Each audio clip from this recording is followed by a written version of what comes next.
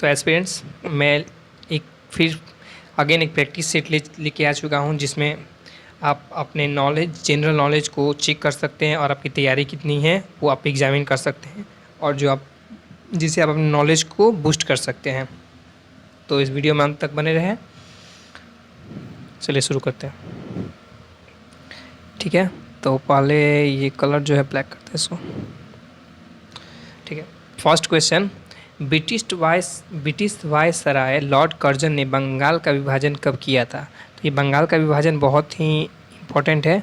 तो बंगाल का विभाजन कब हुआ था, तो इसका डेट मैं दोनों बताने वाला और दोनों ध्यान रखिएगा। तो ऐसे तो जो ऑप्शन दिया है ए है 1901, 1905, 1906, 1921, तो इसके अनुसार हम मारेंगे तो 1905 है, लेकिन इसका एग्जैक्ट डेट है 19 ऑफ जुलाई 1905। ठीक है, तो ये याद रखिएगा 19 ऑफ जुलाई 1905 को लॉर्ड कर्जन किसने किया था? तो लॉर्ड कर्जन ने बंगाल का विभाजन किया था। ठीक है, नेक्स्ट है हमारा भारत के राष्ट्रीय अभिलेखागार। ठीक है, जो भारत का राष्ट्रीय अभिलेखागार है उसकी स्थापना कब हुई थी? ठीक है, तो इसकी स्थापना हुई थी 1891 ईस्वी, जो कि ऑप्शन ए है। ओ माय गॉड, ये कलर क्या हो गया? इसकी जो स्थापना हुई थी 1891 में हुई थी। ठीक है, और इम्पीरियल रिकॉर्ड डिपार्टमेंट के साथ हुई थी। ठीक है, भारत की राष्ट्रीय इसके जो इसकी स्थापना हुई थी वो 1891 में हुई थी। बाकी जो ऑप्शन है ये भी गलत है, ये भी गलत है, ये भी गलत है, इसको याद रखिएगा 1891 में हुई थी। ठीक है, नेक्स्ट है, आगे हम देखते हैं। निम्नलिखित में कौन दुनिया का तीसरा ऊंचा पर्वत है? दोस्तों ये सब क्वेश्चन बहुत ही पूछे जाते हैं। पहला तो सबको याद रखता है, दूसरा भी सबको याद रखता है, लेकिन जो तीसरा है वो कोई नहीं याद रखता है, इसीलिए तीसरा पूछ दी है। तो जो पहला है वो तो देखिए, एवरेस्ट है, अन्नपूर्णा है, कंचनजंगा है, केटू है। ठीक है, तो पहला तो सबको पता है कि एवरेस्ट है। दूसरा सबसे ऊंचा पर्वत कौन सा है, इसीलिए ये क्वेश्चन पूछा गया। तो दूसरा नहीं, तीसरा जो सबसे ऊंचा पर्वत है वो है कंचनजंगा। ठीक है, दूसरा जो है वो तो केटू है। तो यह तीसरा जो ऑप्शन है वो कंचनजंगा है। ठीक है, बढ़ते हैं आगे। ये जो चिराव नृत्य है, चिराव ये एक नृत्य का नाम है, पारंपरिक नृत्य है। ठीक है, वो किस राज्य से संबंधित है? ठीक है, चिराव किस राज्य पारंपरिक नृत्य? तो ऑप्शन ए है मिजोरम, अरुणाचल प्रदेश एंड एक्सेट्रा, दो ऑप्शन है, तो इसको डायरेक्ट याद रखिए कि मिजोरम का नृत्य है। ठीक है, मिजोरम के जो पारंपरिक नृत्य में एक है वो चिराव है। ठीक है, चिराव किसका पारंपरिक नृत्य है? मिजोरम का। चलिए आगे नेक्स्ट देखते हैं। ओबी एक प्रकार का लोकगीत है। ठीक है, एक लोकगीत है जो कि गांव की महिलाओं द्वारा गाया जाता है। ठीक है, यह किस राज्य से संबंधित है? ठीक है, तो ऑप्शन ए गोवा, महाराष्ट्र, असम, मिजोरम। और ये हम बता दें, ये जो है ये अपने ससुराल पति का घर और मायका अपने पति का घर का वर्णन करने के लिए गाया जाता है। यह गीत आज भी गाई जाती है। ये सबसे पुरानी मराठी गीत शैलियों में से है। इसका प्रयोग जो है ये 13वीं सदी से हो रहा है। ठीक है, और ये जो है महाराष्ट्र का पारंपरिक गीत है। ठीक है, महाराष्ट्र के गाँवों में गाया जाता है और इसकी भाषा मराठी है। नेक्स्ट है हमारा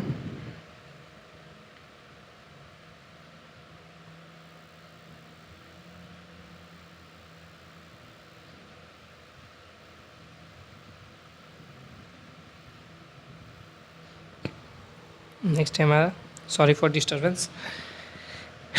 जुलाई 2021 के अनुसार, चल भाई, जुलाई 2021 के अनुसार अंतर्राष्ट्रीय मुद्रा कोष मतलब इंटरनेशनल जो मुद्रा कोष है कि मुख्य अर्थशास्त्री का नाम क्या है?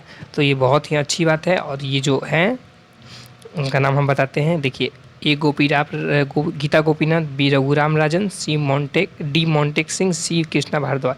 तो आप खुशी से रघुराम राजन नहीं मार दीजिएगा, इसका सही ऑप्शन है ए गीता गोपीनाथ। तो A is the correct answer. Next आगे देखते हैं। सेम पुस्तक के लेखक कौन है?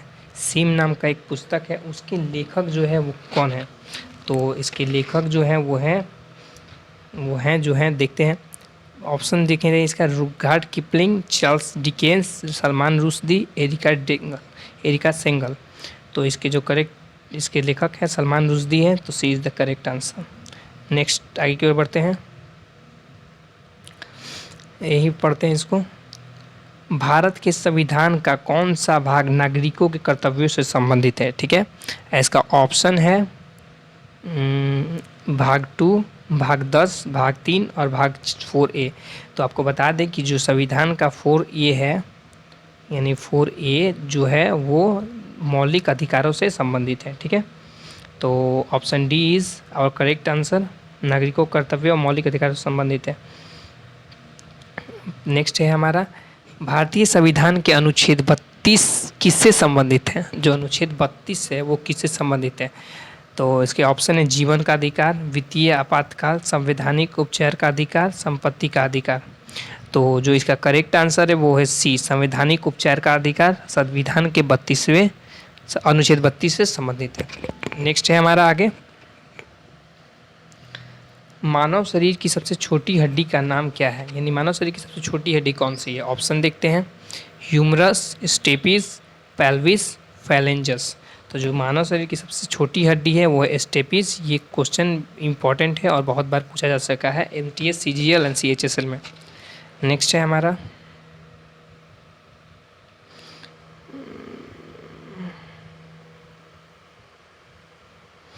निम्नलिखित में से क्या अस्थिमज्जा द्वारा बनाई गई रक्त कोशिकाओं का एक प्रकार नहीं है? ऑप्शन देखते हैं, लाल रक्त कणिका है, बिंबाणु, अस्थि शोषक या श्वेत रक्त कणिका है।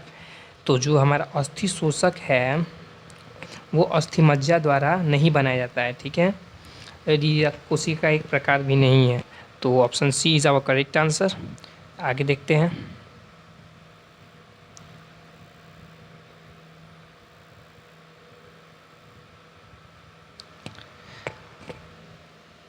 हड्डी के घनत्व और सामर्थ्य, मतलब उसकी कैपेसिटी को हरा जो धीरे धीरे खत्म होती जाती है, उसको क्या बोलते हैं?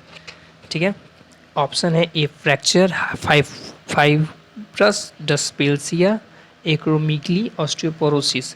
सिस जब लगा है यानी वो धीरे धीरे खत्म होता है, तो यानी ऑस्टियोपोरोसिस। ठीक है, ऑस्टियो ऑर्थो मतलब हड्डी, इसीलिए संबंधित ऑस्टियोपोरोसिस। ठीक है, तो सी इज आवर करेक्ट आंसर। ठीक है, ऐसे भी याद रख सकते हैं इसको, ऑर्थो मतलब हड्डी होता है, सीस लगा मतलब किसी चीज़ का ह्रास होता है तो सीस लगता है लास्ट में सफिक्स।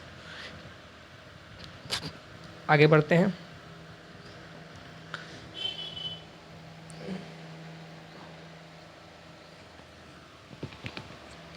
एक वर्ड होता है इथिलियोजी। ठीक है, टाइपिंग में थोड़ा मिस्टेक है। इथिलियोजी इनमें से किस से संबंधित है? इथिलियोजी मतलब स्टडी होता है किस टाइप का, लेकिन वो किससे संबंधित है वो देखेंगे। ये ऑप्शन है हमारा मछलियों का अध्ययन। ठीक है, स्टडी ऑफ फिश, मछलियों का, पंछियों का अध्ययन, सरीसृप और उभयचरों मतलब जो पानी में रहते हैं, कीटों का अध्ययन, पानी और ज़मीन दोनों पे रखते हैं, कीट मतलब वही इंसेक्ट्स का अध्ययन। तो जो इथियोलॉजी है वो सरीसृप नहीं, सरीसृप मछलियों के अध्ययन से संबंधित है। और दोस्तों ये बहुत ही टॉपिक इम्पॉर्टेंट है, तो इसका मैं एक डिटेल वीडियो लाने वाला हूँ जो आज ये कल में इसी हफ्ते के अंदर चैनल पे आ जाएगा। तो वो बहुत ही इंपॉर्टेंट है, उसको ज़रूर से देखिएगा। वो VBI है, उसमें एक या दो क्वेश्चन हर एक एग्ज़ाम में पूछे जाते हैं, चाहे वो कोई भी एग्ज़ाम हो, CGL हो, CHSL हो, MTS हो या रेलवे का कोई भी एग्ज़ाम हो, उसमें पूछा जाता है। चलिए आगे बढ़ते हैं। लिट्टी चोखा किस राज्य का प्रसिद्ध व्यंजन है? ये तो सभी को पता है, ये हमारे बिहार का जो लिट्टी चोखा है वो वर्ल्ड फेमस है। तो option C is the correct answer, बाकी किसी का तो है ही नहीं। आगे बढ़ते हैं, नेक्स्ट है हमारा, निम्नलिखित में कौन सी पृथ्वी की सतह के निकटतम परत है? पर्वत नहीं, परत है, गलती से हो गया है, परत है जिसमें सभी मौसमी परिवर्तन होते हैं, मतलब मौसम जिसमें होते हैं परिवर्तन, वो कौन सी परत में होते हैं? तो ऑप्शन है मध्यमंडल, समताप मंडल, क्षोभ मंडल, अयन मंडल। तो जो मौसमी वाले परिवर्तन होते हैं वो कहाँ होते हैं? क्षोभ मंडल में, यानी ट्रोपोस्फियर में। इसमें होते हैं ट्रोपोस्फियर, इसको याद रखिएगा। इस पर राइटिंग मेरी सही नहीं बैठ रही है, ध्यान दीजिएगा। ट्रोपोस्फेयर। तो option C is our correct answer. आगे बढ़ते हैं। 1751 में द सीज ऑफ अकाट, ये एक युद्ध हुआ था, ठीक है। अकराटा के युद्ध नाम से जाना जाता है। इसमें कौन विजयी हुआ था, जो इसका विक्ट्री हुआ था वो किसकी विक्ट्री हुई थी? तो ऑप्शन है ए अंग्रेज, डच, पुर्तगाली, फ्रांसीसी। तो इसमें जो विजयी हुए थे वो थे अंग्रेज, ठीक है। तो option A is correct answer. ये एक हिस्ट्री का क्वेश्चन है। नेक्स्ट है हमारा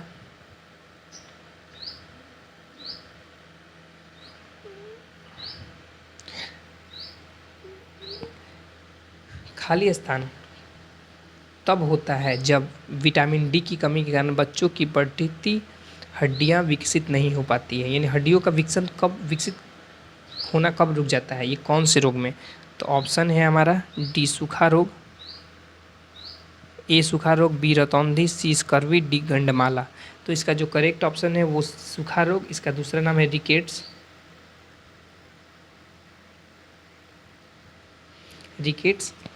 तो ये जो रिकेट्स रोग है विटामिन डी की कमी से बच्चों के बढ़ती हुई हड्डियों का विकास रोक देता है, इसे जिससे विकास नहीं हो पाता है, ठीक है। नेक्स्ट है हमारा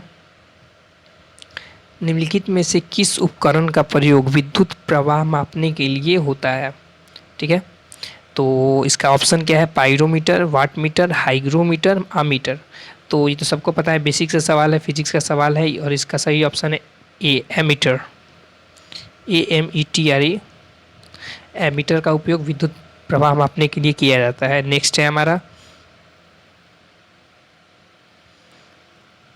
खाली स्थान, यहाँ भरना है पठार, यानी पठार कोई है गारो हिल्स, खासी हिल्स और जयंतिया हिल्स में उपविभाजित है, ठीक है। इसमें वो डिवाइड है, जिनका नाम इस क्षेत्र में रहने वाले जनजातीय समूहों के नाम पर रखा गया है।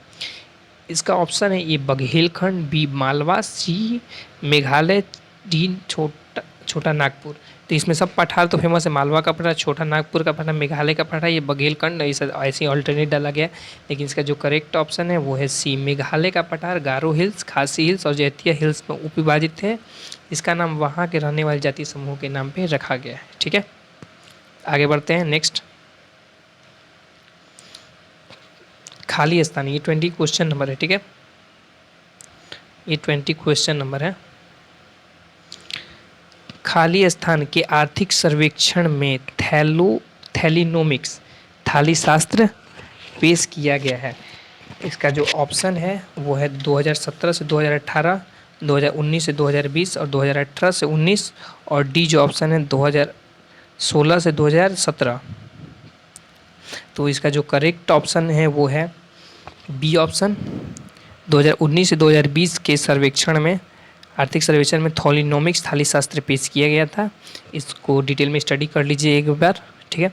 अगर वीडियो अच्छी लगी हो तो अपने दोस्तों के साथ शेयर करें, और उनको शेयर करें जिनको इनकी सख्त ज़रूरत है, जिनका जीके बहुत ही ख़राब है। मैं उनका जीके बहुत ही अच्छे लेवल तक इम्प्रूव करवा दूँगा, ठीक है।